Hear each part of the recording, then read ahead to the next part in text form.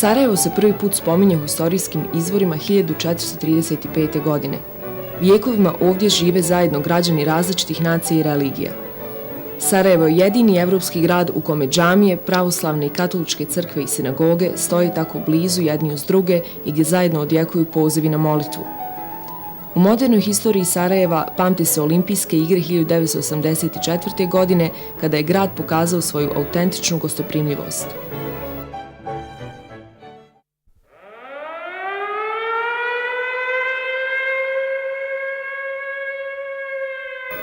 Opsada Sarajeva počela je 4. aprila 1992. godine i trajala je 1425 dana. Jedinice bivše Jugoslovenske narodne armije i paravojne snage srpskih ekstremista opkolile su grad i otpočele stravičan teror na njegovih 500.000 građana. Presječen je dovod vode, struje i značajno reduciran dotok zemnog gasa. U gradu je počelo ponestajati hrane. Agresor je na ovaj grad ispalio sva sredstva iz svog vojnog arsenala.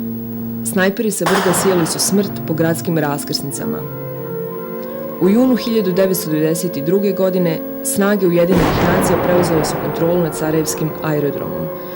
Umjesto da odmah prekinu opsadu grada u toku svog beskorisnog i sramnog mandata, oni su se bavili brojanjem granata ispaljenih na grad i dostavom humanitarne pomoći po principu pola agresoru, pola žrtvi. Ovo je priča kako su građani Sarajeva preživjeli ovaj strašni period i odbranili svoj grad. U Historijskom muzeju Bosne i Hercegovine čuvaju se predmeti koji su napravljeni i korišteni tokom opsade. Virtualni modeli ovih predmeta i priče o njima mogu dočarati atmosferu i borbu za život u gradu pod opsadom.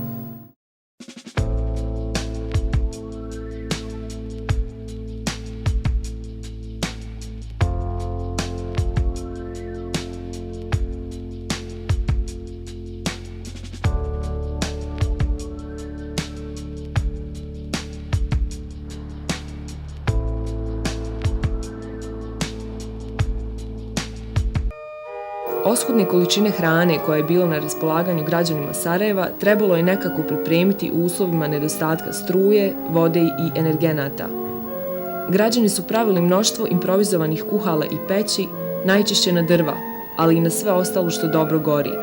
Tako su nestali gradski parkovi, klupe, dijelovi namještaja, knjige, kasete. Zime u Sarajevu su hladne, temperature silaze i do -20 stepeni. Improvizovani peći jedva da su bile dovoljne da zagriju prostorije koje su, bez prozorskih stakala, odmah na početku rata uništenih uslijed eksplozija granata. Većina prozora u Sarajevu bila je prekrivena folijom iz humanitarne pomoći sa logom UNHCR-a.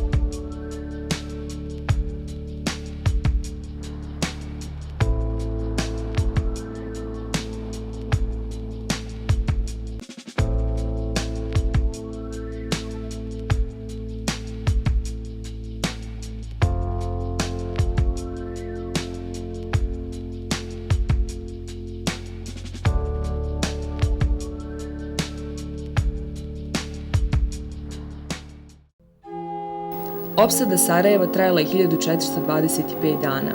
To je najduža opsada u istoriji modernog vremena. Pored stravičnih ljudskih žrtava, u gradu su uništene i oštećene mnoge zgrade i institucije.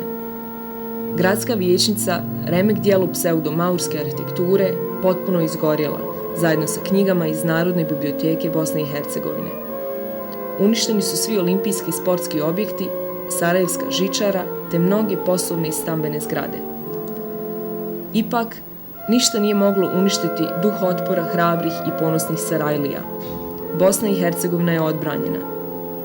Rat je završen potpisivanjem Dejtonskog sporazuma u novembru 1995. godine.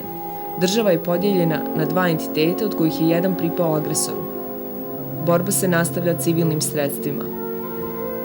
Nadamo se da je ovaj virtualni muzej barem približno dočarao ono što su prošli građani Sarajeva tokom opsade.